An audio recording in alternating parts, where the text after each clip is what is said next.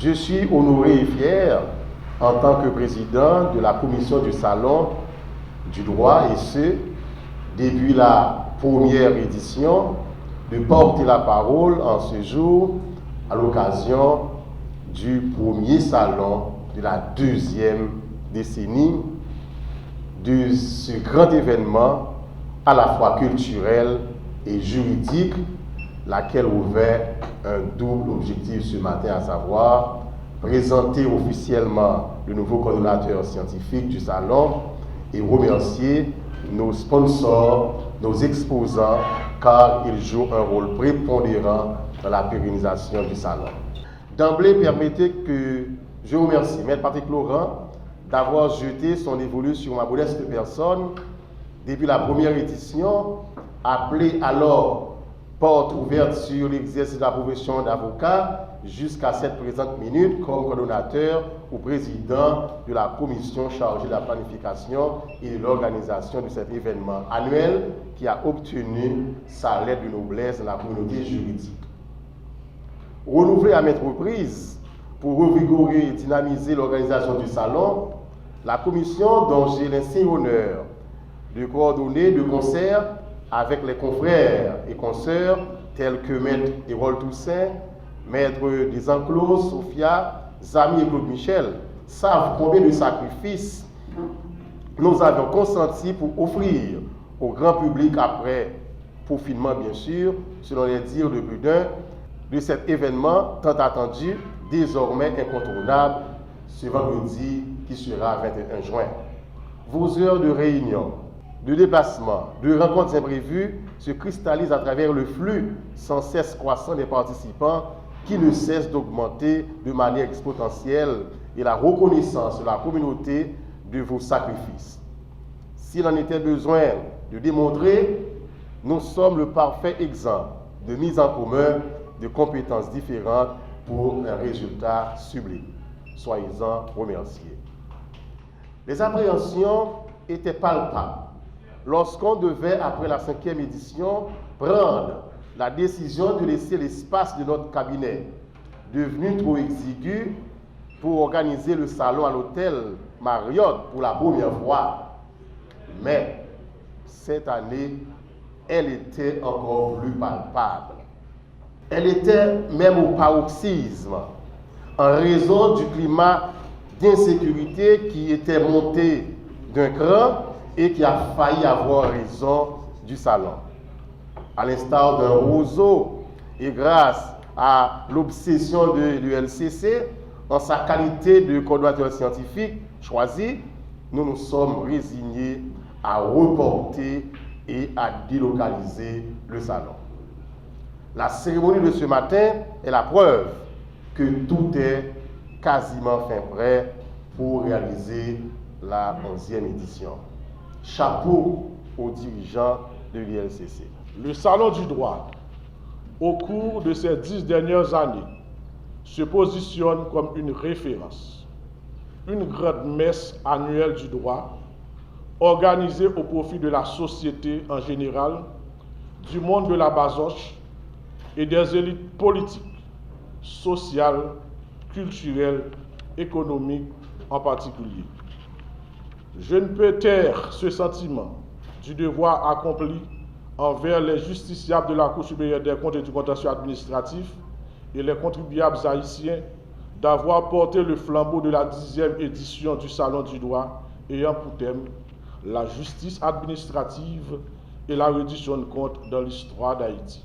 Une édition qui restera éternellement gravée dans les annales de la Cour, d'autant plus qu'elle a coïncidé avec le bicentenaire de sa création comme institution supérieure de contrôle des finances publiques, aujourd'hui chargée du contrôle administratif et juridictionnel des recettes et des dépenses de l'État, de la vérification de la comptabilité des entreprises de l'État, ainsi que de celle des collectivités territoriales et du contentieux administratif.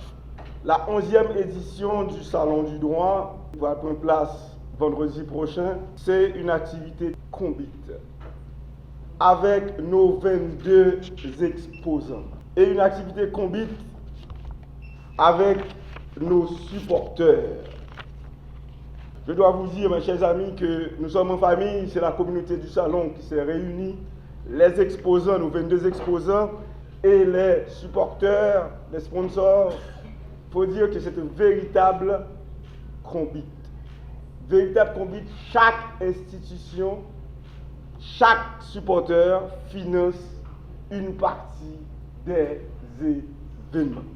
Il y a 20 ans, l'USCC s'est distingué par son engagement indéfectible dans la lutte contre la corruption au sein de l'administration publique haïtienne. En acceptant la responsabilité d'être le coordonnateur scientifique de cet événement prestigieux, je suis convaincu que l'ULCC maintiendra les plus hauts standards de qualité et de pertinence pour chaque aspect du programme scientifique. Les partenaires, les exposants, les sponsors du salon peuvent être assurés que l'ULCC a soigneusement sélectionné les intervenants et les thèmes abordés afin de garantir que chaque session du Salon du droit soit enrichissante, informative et pertinente pour les professionnels du droit, les universitaires, les élèves de fin de cycle secondaire et tous les visiteurs du salon. Mesdames et messieurs, en vos rangs, titres, grades et qualités, c'est avec un grand honneur que je vous présente l'ULCC, coordonnateur scientifique de la 11e édition du Salon du droit. Je veux in limine saluer cette importante initiative qui désormais s'impose comme l'événement du monde juridique le plus marquant du pays. En nous associant à ce projet d'envergure qui chaque année reçoit plus de milliers de visiteurs, de curieux, d'élèves, d'étudiants, d'amants du droit, de professionnels de tous ordres, l'ULCC multiplie de son côté ses stratégies de sensibiliser toute la population contre les effets de la corruption et de faire la promotion d'une culture d'intégrité au sein de cette jeune population qui défilera vendredi prochain dans les jardins de Caribé Convention Center. Accepter et jouer ce rôle de coordonnateur scientifique du Salon du droit est une responsabilité énorme qui nécessite la mobilisation sur pratiquement une année des ressources humaines, des ressources techniques et financières non négligeables. La ténacité et l'expertise confirmée des organisateurs du salon, couplée avec la motivation sans faille, la compétence et le sens du détail de mon équipe, me donnent l'assurance qu'on aura un très beau salon, une très belle journée, riche en activités scientifiques, car l'ULCC a mobilisé ses plus précieuses ressources pour un salon unique dont la coordination qu'elle assure cette année rentre aussi dans les activités de son vingtenaire. L'ULCC s'engage à maintenir ce flambeau allumé et même ajouter, pourquoi pas, Monsieur le Président Boisguené, beaucoup plus de flammes dont la peur de se faire brûler les poussera à me la retourner très rapidement.